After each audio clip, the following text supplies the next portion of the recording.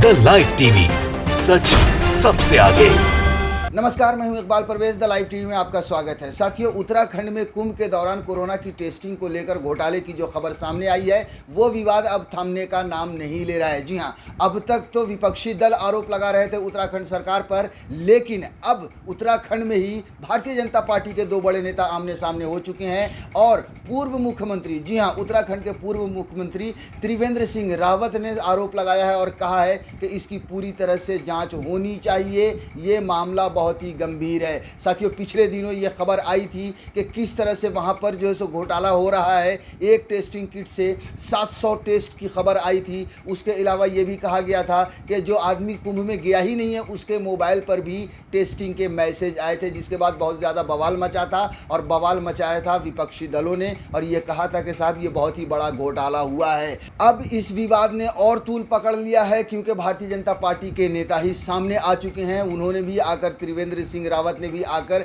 कहा है कि इसकी टेस्टिंग होनी चाहिए। साथियों, हम आगे आपको बताएंगे इस घोटाले के बारे में थोड़ा सा और विस्तार से कि कब क्या हुआ था, लेकिन पहले हम त्रिवेंद्र सिंह रावत के बारे में और जो भारतीय जनता पार्टी के नेता आपस में टकरा गए हैं उस पर हम पहले बात कर लेते हैं। देखिए, खबर छपी है, बीजेपी के पूर्व सीएम ने ही उठाए बीजेपी सरकार पर सवाल, बोले कोरोना टेस्टिंग में घोटाला अपराध है, हाई कोर्ट के जज इसकी जांच करें। ये साथियों, ये अपने आप में एक बड़ी खबर है और ये कहीं ना कहीं दर्शा रहा है कि घोटाला हुआ है, क्योंकि अगर घोटाला ना होता तो भारतीय जनता पार्टी के नेता ही आमने सामने न खड़े हो जाते और भारतीय जनता पार्टी के ही पूर्व मुख्यमंत्री अपनी ही सरकार पर, यानी भारतीय जनता पार्टी की ही सरकार पर निशाना न साधते। इसी साल उत्तराखंड में आयोजित किए गए महाकुंभ मेले के दौरान हजारों की संख्या में लोग हरिद्वार में जुटे थे, जिसके बाद कई राज्यों में कोरोना बम फूटा।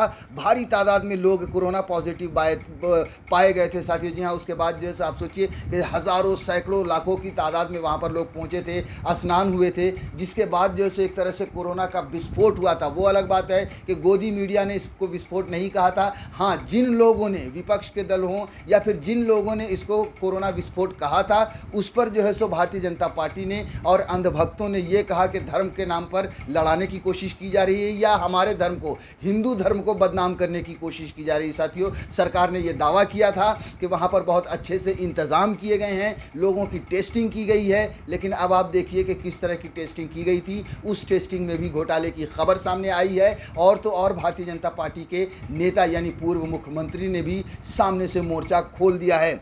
इसी बीच खबर सामने आई है कि हरिद्वार कुंभ में बड़ी तादाद में कोरोना की फर्जी टेस्टिंग हुई है, जिसके लिए उत्तराखंड सरकार की विपक्षी दलों द्वारा जमकर आलोचना की जा रही है। इसी बीच भारतीय जनता पार्टी के ही दो बड़े नेता कोरोना की फर्जी टेस्टिंग के मामले में आमने सामने आ गए हैं। खबर के मुताबिक इस मुद्दे पर उत्तराखंड के पूर्व मुख्यमंत्री त्रिवेंद्र सिंह रावत की प्रतिक्रिया सामने आई है। उन्होंने कहा है कि राज्य में कोरोना की फर्जी टेस्टिंग के मामले में की जांच हाईकोर्ट से किसी मौजूदा जज से करवानी चाहिए, ताकि उन लोगों के बारे में पता चल जाए जो इसमें शामिल थे। आरोपियों के खिलाफ हत्या का मुकदमा दर्ज होना चाहिए। साथियों, उन्होंने सीधे सीधे कहा है कि हाईकोर्ट के जज के द्वारा जांच होनी चाहिए और जो दोषी हैं उन पर हत्या का मामला दर्ज होना चाहिए। ये अपने आप में साथियों एक बड़ी बात है और ये एक बड़ा घोटाला भी है जो सामने आया है। साथियों, और तो और कोरोना की टेस्टिंग में घोटाले के आरोप तो लगे ही हैं, लेकिन वहाँ पर एम्बुलेंस के घोटाले की भी बड़ी खबर आई है, जिसमें करोड़ों रुपए का घोटाला सामने आया है। उस पर भी विपक्ष ने सवाल उठाया है, जो हम आगे आपको बताएंगे। लेकिन उससे पहले इस खबर को थोड़ा सा बता देते हैं कि आखिर में हुआ क्या था, माजरा क्या है। साथियों, ये खबर जो है सो देखिए हर जगह पे छपी थी। जनसत्ता ने छापी थी कि कुंभ मेले में दी गई कोरोना की झूठी टेस्ट रिपोर्ट, जाने कैसे एक गलत मैसेज की शिकायत ने खोल दी सिस्टम की पोल। उत्तराखंड सरकार ने कुंभ मेले के दौरान कोरोना वायरस की फर्जी टेस्ट रिपोर्ट जारी करने के आरोपों पर जांच बिठा दी है। दरअसल जिस प्राइवेट लैब को कुंभ में बड़े स्तर पर रैंडम टेस्टिंग की जिम्मेदारी दी गई थी, उस पर ही गलत परीक्षण करने का आरोप लगा है। इसके बाद कई प्राइवेट लैब्स भी फर्जी टेस्टिंग कराने के मामले में घिरी है। जी हाँ, जो जिनको भी कॉन्ट्रैक्ट दिया गया था टेस्टिंग लैब के लिए, उन पर जांच बिठाई गई है, लेकिन मामला जो है सो ठंडा होता हुआ नहीं दिख रहा है। आप देखिए कि सुजाता पॉल हैं, जो एक सोशल एक्टिविस्ट हैं, उनका क्या कहना है इस पूरे घटनाक्रम पर या इस पूरे घोटाले पर। स्कैम वालों की सरकार होगी तो स्कैम तो होंगे ही। अब की बार जो स्कैम है वो आया है उत्तराखंड से और 4 लाख टेस्ट हुए थे 1 अप्रैल 2021 से 30 अप्रैल 2021 में हरिद्वार में कुंभ के दौरान पंजाब के एक व्यक्ति को जब हरिद्वार हेल्थ डिपार्टमेंट से एक कोविड नेगेटिव होने की रिपोर्ट आई तो उन्होंने आईसीएमआर को रिपोर्ट करी। आईसीएमआर ने स्टेट अथॉरिटीज को अलर्ट किया और राज्य सरकार एक्शन में आई। रिपोर्ट बनाई गई है 1 लाख टेस्ट फेक है, यानी कि जो प्राइवेट एजेंसी है वो कटघरे में है। एक ही मोबाइल नंबर से 50-50 लोगों को रजिस्टर किया जा रहा था और एक एंटीजन टेस्ट किट जो केवल एक व्यक्ति के लिए इस्तेमाल हो सकता है, ये दिखाया गया कि 700 लोगों के सैंपल, ये एक मकान हरिद्वार का, वहां से दिखाया 530 लोगों के सैंपल। हो सकता है क्या कि एक घर में 530 लोग रहते हैं? बहुत अजीबोगरीब एड्रेस दिए गए थे, एक ही नंबर दिखाया गया, कानपुर, मुंबई, अहमदाबाद और 18 अन्य शहरों का। 2 प्राइवेट लैब्स हैं जो अब जांच के घेरे में आ चुके हैं। 200 सैंपल कलेक्टर्स राजस्थान के दिखाए गए हैं, जिसमें छात्र और डेटा एंट्री ऑपरेटर्स हैं और ये डेटा अपलोड कर रहे थे राजस्थान में। साथियों, टेस्टिंग का जो घोटाला है वो तो सामने आया ही है, लेकिन उसके अलावा वहां पर जो एम्बुलेंस लगाई गई थी उन पर भी बड़े घोटाले का आरोप लगा है और करोड़ों रुपए की हेरा फेरी की खबर सामने आ रही है। और ये आरोप लगाया है कांग्रेस की नेता अलका लांबा ने। आप देखिए कि किस तरह और ये पूरा मामला क्या है, खुद अलका लांबा आपको बता रही हैं। नालायक हैं आप लोग, देखिए क्या किया इस आदमी ने। मुझे तो सच में हंसी आती है, कितना ये होनहार आदमी है। सरकार, उत्तराखंड सरकार में सेटिंग की इसने। सेटिंग क्या की? अपनी 5 वैन 3 महीने के लिए किराए पर दी। 5 वैन 3 महीने के लिए उत्तराखंड सरकार में सेटिंग करके एक आदमी ने किराए पर दी। और पता है 3 महीने के लिए 5 वैन का उत्तराखंड की सरकार ने कितनी कीमत चुकाई? 29 करोड़ रुपए।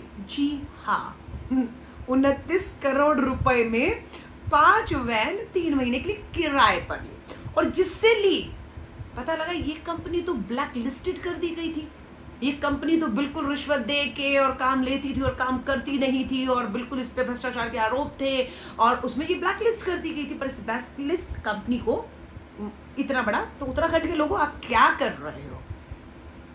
थोड़ी सेटिंग करो ताकि जो बेरोजगारी उत्तराखंड में है, जो युवा बेरोजगार है, आप तो कह रहे पकोड़े नहीं तल पा रहे, सरसों का तेल महंगा हो गया है, तो कुछ ऐसा रास्ता निकालिए। ये उत्तराखंड की बात है। साथियों, तो देख लिया आपने, वैसे लगातार भारतीय जनता पार्टी के नेताओं के खिलाफ इस तरह की आवाज़ें उठती रही हैं और लगातार वो खबरों में बने हुए हैं कि कोरोना की महामारी में भी कहीं ना कहीं उन पर कहीं ना कहीं घोटाले के आरोप लगे हैं। अब आप देखिए कि बेंगलुरु में तेजस्वी सूर्या पर भी आरोप लगा था कि किस तरह से जो है सो वहाँ पर जो वैक्सीनेशन पे उनको वो कमीशन ले रहे थे। ये एक टेप लीक हुआ था जिसमें बहुत ही मामला गरमाया था वहाँ पर कि किस तरह से भारतीय जनता पार्टी के नेता वैक्सीनेशन तक में अपना कमीशन खा रहे थे। उसके अलावा और भी देश के कई हिस्सों से इस तरह की खबरें सामने आई हैं जहां पर भारतीय जनता पार्टी के नेताओं पर आरोप लगा है। साथियों, अब जो है सो देखिए कि कुंभ इतना बड़ा धार्मिक स्थल है जहां पर लाखों लोग आते हैं। अगर उस जगह पर भी किसी तरह का घोटाला हो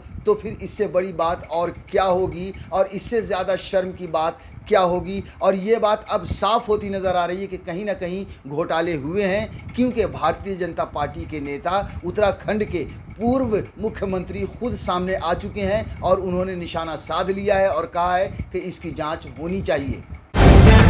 द लाइव टीवी, सच सबसे आगे।